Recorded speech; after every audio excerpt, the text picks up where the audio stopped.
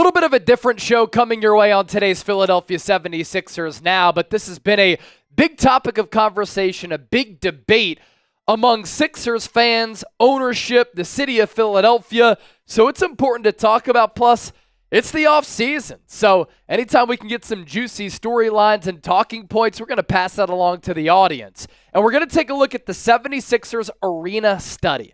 The city of Philadelphia releasing their study on the impact that the proposed 76ers arena in Center City would have on the city. It focuses on community, economics, transportation, and design.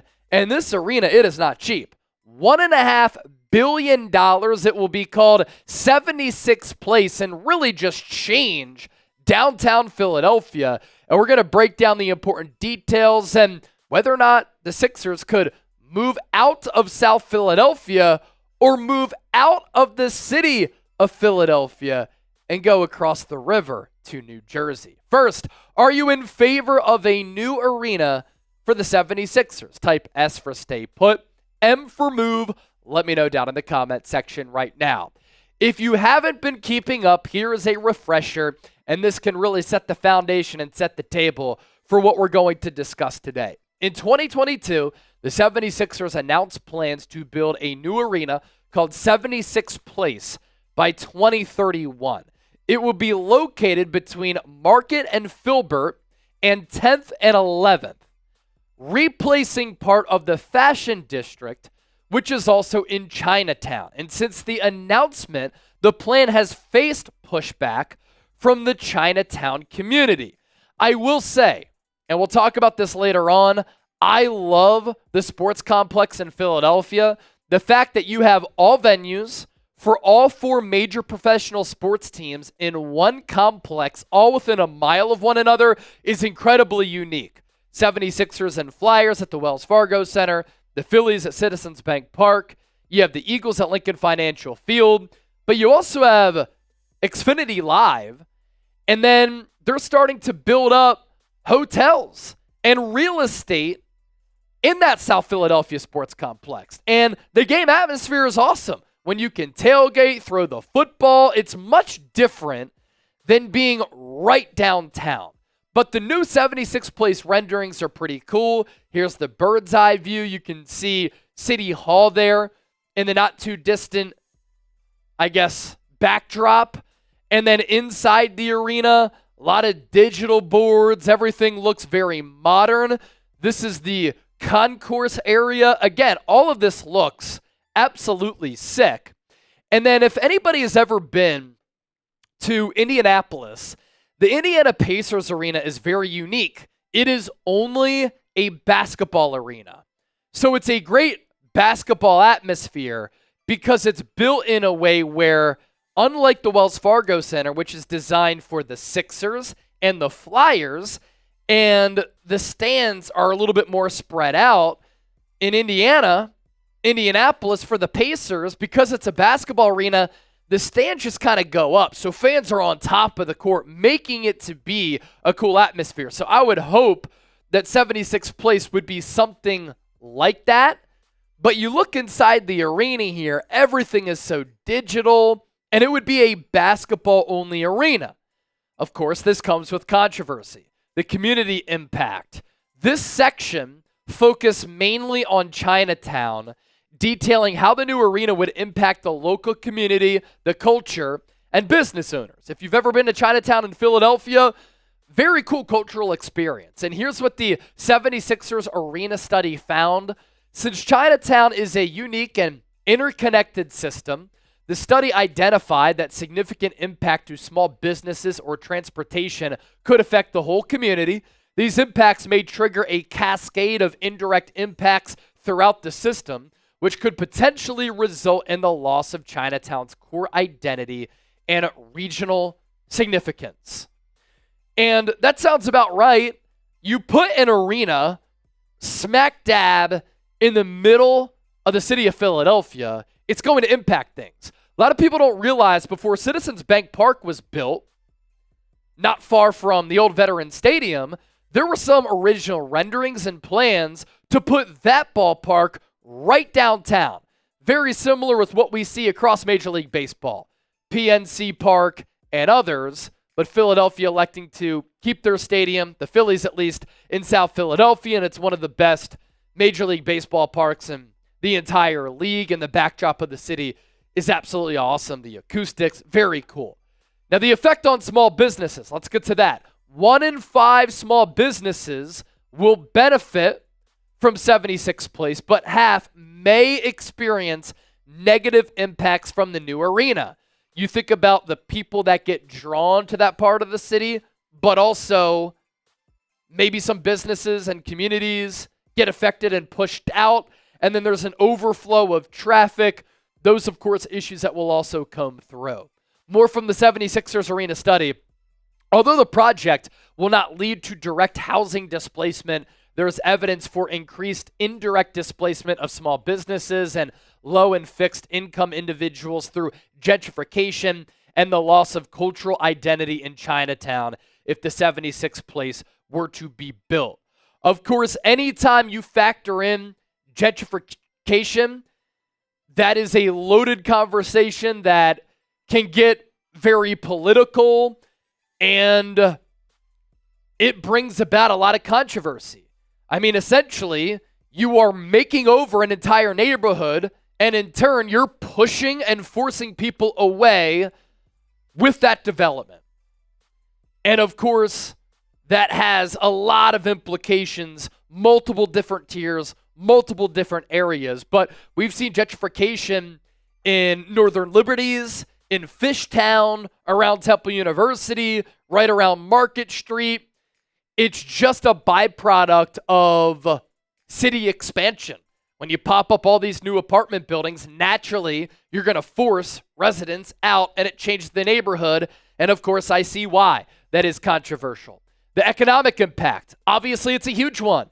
It takes a look at how the arena would benefit the city financially and the amount of money that a new arena downtown Philadelphia could bring in.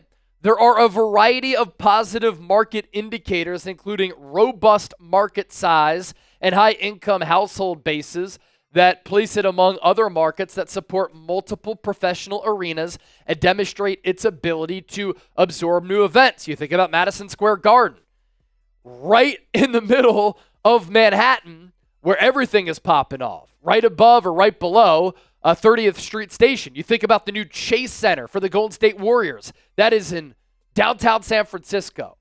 And also think about the people who want this arena to be built. They study these types of things, and they have a lot of money. Basically, the market is large enough for this arena, according to the study. The arena would add 53 new ticketed events a year, $1.9 billion in direct spending, 710 jobs, and $390 million in tax revenue. That all sounds great, but I'll tell you this, the leadership in the city of Philadelphia has not been great over the last couple of years. That's my personal opinion. Chase, stop getting into politics. To me, it's a fact. Also of note, the study found that both the new arena and the Wells Fargo Center would be financially viable, meaning events could be held at 76th Place and events could still be held at the Wells Fargo Center. Of course, we're not sure what would happen with the Philadelphia Flyers. Would that just become a hockey-only arena that could also hold concerts? Can the Wing Bowl come back? That would be electric. The real ones, no. What's interesting, reports did not calculate the cost of the arena to Chinatown and the surrounding area. In addition to that, a lot of Philadelphia residents probably want to know, are we paying for this with taxpayer money? All of that included in this conversation as well. Chip, let's turn on the YouTube Shorts camera. I have some more additional thoughts. For Philadelphia sports fans who have been frequenting the city often for generations and generations, the city of Philadelphia has one of the most unique sporting atmospheres in all of America. Every venue for all 4 major professional sports teams is in the South Philadelphia Sports Complex. Citizens Bank Park, Lincoln Financial Field, and the Wells Fargo Center are all within a mile of one another. I think it's part of the fabric of the city. It's part of the fabric of being a Philadelphia sports fan. And I know that 76th Place, the new Sixers Arena, downtown Philadelphia, looks cool, and it would be cool to build up that area of the city. There is plenty of room as the South Philadelphia Sports Complex continues to develop with real estate and potentially apartments down the road, with Xfinity Live there as well, to make that area booming and a destination and continue to have one of the more unique sporting atmospheres in all of America. So I'm for building a new Sixers arena, but it being in the South Philadelphia Sports Complex. Our sponsor for today's show is the GameTime app.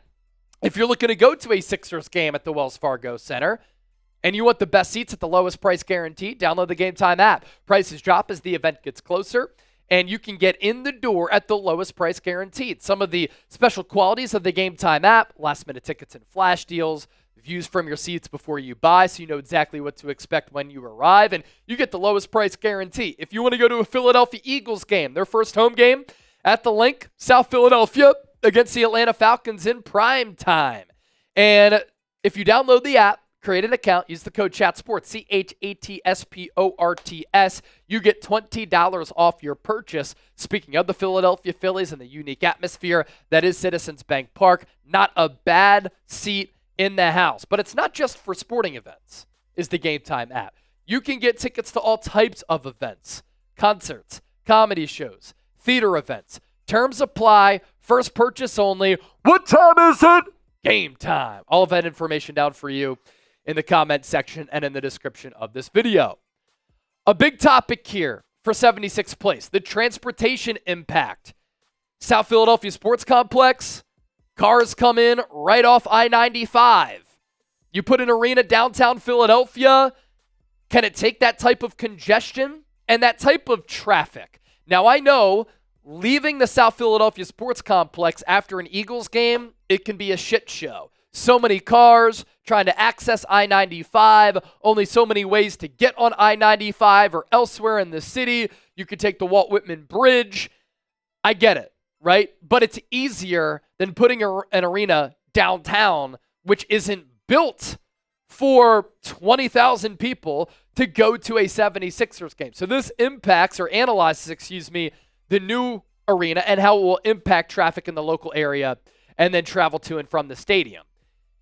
If no more than 40% of attendees drive, traffic operations remain manageable. However, even marginal increases in auto trips above that threshold would result in gridlock at critical intersections. That sounds awful. If the percentage of auto trips is higher than proposed, the Sixers should be held responsible for providing additional mitigation and strategies to increase non-auto trips to the proposed level. In short, there could be a ton of traffic. Now, the city, of course, is going to want to encourage transit use. Like, save on fossil fuels. Don't take your own car. Take the train. I think there are reasons why the city would encourage mass transit use. You use SEPTA, and it's good for the city financially.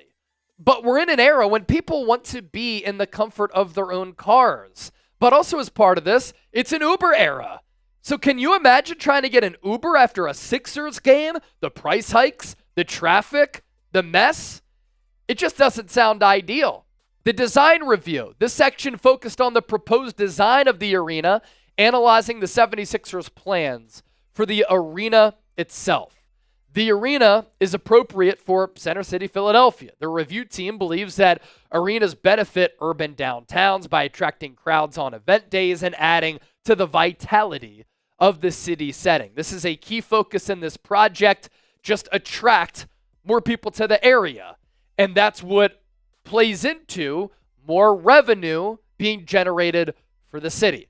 The biggest concern, the lack of a true civic and public open space on or adjacent to the site. In other words, there's no public gathering spot. You can tailgate in South Philadelphia, and there are a bunch of parking lots in which you can tailgate in, and it makes for an awesome atmosphere, as I said. What would be cool about 76th Place, and I always try to approach things with an open mind, is that if you build an arena downtown, there won't be any tailgating. That would suck. But there would be restaurants and there would be bars all over the place. And maybe there would be that main drag in and around the arena, kind of like what you see in other arenas. Barclays Center is kind of right downtown, so that's kind of a thought process there. The overall takeaways here: disruption of Chinatown's culture, potential displacement of residents through gentrification, always controversial. Traffic could be a concern. Design is a much-needed upgrade. That part of the city, it has its ups and downs. And nearly $400 million in tax revenue. If the arena plans fall through, this is also an element of this. Could the Sixers really move to New Jersey? The state of Delaware was putting out a pitch for the Sixers to move there. That would be a disaster. It's about 20, 30 minutes away from the city, but it's the Philadelphia 76ers. It's not the New Jersey Sixers. It's not the Delaware 76ers. It's the Delaware Blue Coats. We'll leave it at that. New Jersey Governor Phil Murphy confirmed that state leaders were serious about persuading the 76ers to build a new arena in New Jersey. Their practice facility is already right over there. Here's what Phil Murphy said.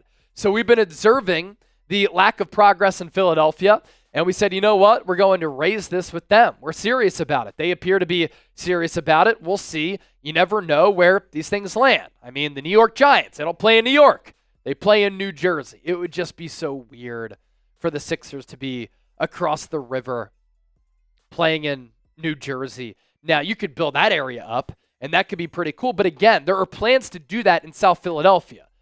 Like with what the Atlanta Braves are doing. They call it like the Battery. Bunch of restaurants, bars, apartments. That's what I want to see South Philadelphia become. The 76ers statement to CBS News Philadelphia: we remain focused on bringing a state-of-the-art arena to Philadelphia as we have been for the last 4 years. We are hopeful to reach an agreement with the city this summer to ensure legislation is introduced in early September, which will allow the 76ers to open our new home in time for the 2031-2032 season. Man, Chip, I'll tell you what, you did a great job putting that show together.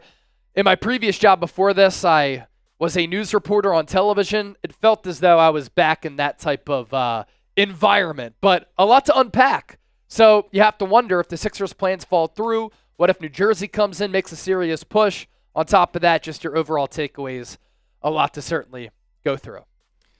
Yeah, there is a lot to all this, right? Obviously, it's a ways out when you think of 2031, 2032, but it's really not at the same time because you've got to get these things in motion. You've got to get things going because it takes a long time to build up a stadium and build up the area they want to build up. And I understand wanting, a new arena in the first place, get the Sixers their own place, their own arena apart from the Flyers, get a little bit of an upgrade, make it more modern, whatever you want to do. I understand that. I'm in favor of that. That's great. But Chase, as you said, the sports complex with the Eagles and the Phillies and the Sixers, it's so special to me. Growing up going to these games, it's just so awesome to be in that area and tailgating with your friends and everything. I get, wanting to move to why they're doing it to a different part of the city and going more downtown and whatever. And they have their reasons. But, just based off some of the things, the facts that they released in this study that was done, like the traffic, for me personally, and I can attest to this, I lived in the suburbs outside of the city, right? So I had to drive to all the games, right? I wasn't really taking public transportation to the games. We drove whenever we were going. For people like that who are driving to the games who live outside the city, that's going to be a hassle, man, to try to get to these games if the arenas move downtown. Now, I'll tell you what, I definitely don't want the Sixers to be in Jersey or anything like that. I don't think that would ever seriously happen, but there's already been a lot of, disturbances and things in the way of them getting this plan done in the couple of years that they've been pushing for it right now. And, a lot of the community hasn't really liked it either. So, whatever side you're on, you definitely don't want the Sixers in Jersey.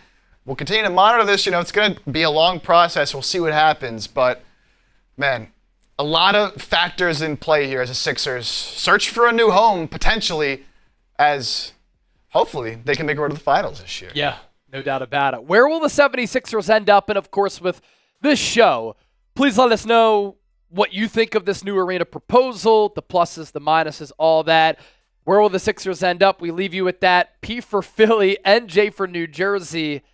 There are a lot of Sixers fans who might just not be Sixers fans any longer if they go to New Jersey. That's how much of a controversial topic that is. Thanks for watching the show. Don't forget to subscribe. We switched it up on you, but that's what we do because we can do it all.